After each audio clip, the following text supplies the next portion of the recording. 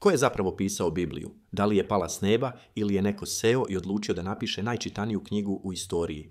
Milioni je čitaju, hiljade je proučavaju, ali da li znamo ko je pisao Bibliju i kako je nastala ova sveta knjiga? Stari Zavet, ili hebrejska Biblija poznat i kao Tanah u jevrejskoj tradiciji, predstavlja zbirku svetih tekstova koji su oblikovali jevrejsku, a kasnije i hrišćansku religijsku misao. Ovi tekstovi su pisani i sastavljani tokom više od 1000 godina, od 13. veka pre nove ere pa sve do 2. veka pre nove ere, a možda i duže, zavisno od naučnih pogleda. Za razliku od modernih knjiga, koje imaju jednog jasno označenog autora, Stari Zavet je kolektivni i višegeneracijski proizvod. Pisali su ga proroci, kao što su Isaija, Jeremija i drugi, koji su prenosili Božju reč narodu, često u vremenima krize, ratova i moralnog propadanja. Sveštenici, leviti, koji su imali ključnu ulogu u očuvanju zakona, obreda i hramovnih praksi, te su sačuvali i zapisali mnoge delove zakona i istorije. Kraljevi i mudraci, poput Davida i Solomona, koji su svojim pesmama i mudrostima ostavili dubok trag.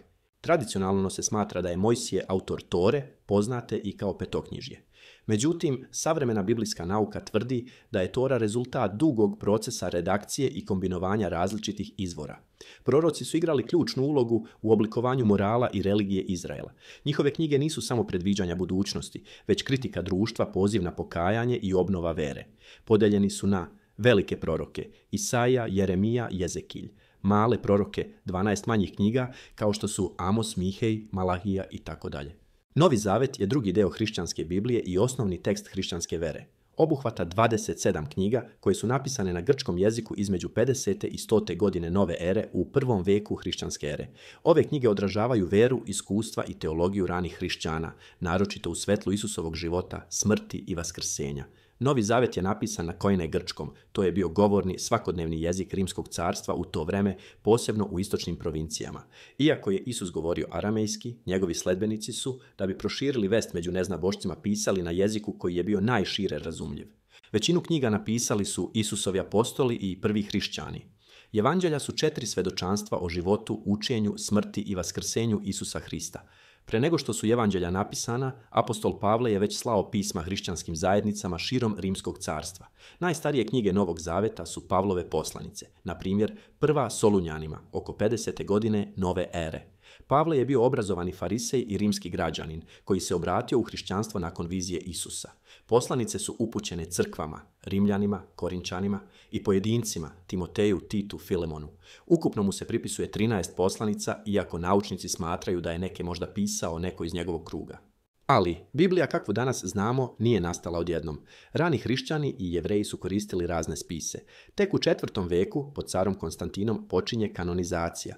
Konačni kanon je uspostavljen na saborima. Nikejski sabor 325. i sabor u Kartagini 397. godine. Kanon u prevodu sa grčkog merilo, pravilo, u biblijskom kontekstu znači zbir knjiga koje su priznate kao svete i nadahnute od Boga, to jest one koje čine zvanični sadržaj Biblije. Kanonizacija je proces utvrđivanja koje knjige ulaze u kanon, to jest koje knjige zajednica, jevrejska ili hrišćanska, priznaje kao autentične, od verodostojnog autora, nadahnute, inspirisane Božjom voljom i korisne za veru i život. Jevrejski kanon, Tanah, sadrži 24 knjige, što odgovara 39 u hrišćanskom Starom Zavetu, jer su neke knjige podeljene drugačije. Pravoslavni, katolički i protestantski kanon nisu identični, razlikuju se u takozvanim deuterokanonima. Neke knjige su ušle u kanon, druge nisu, na primjer Judita, Tobija, Prva Makabejcima i tako dalje. Zato pravoslavna, katolička i protestantska Biblija imaju različit broj knjiga. Kanonizacija je uključivala rasprave, kriterijume, sabore i duhovno raspoznavanje i trajala je više vekova. Dakle, Bibliju nije napisao jedan čovjek, nego desetine ljudi kroz vekove, ali svi su verovali da pišu pod Božjim nadahnućem, a upravo u toj raznolikosti krije se njena snaga.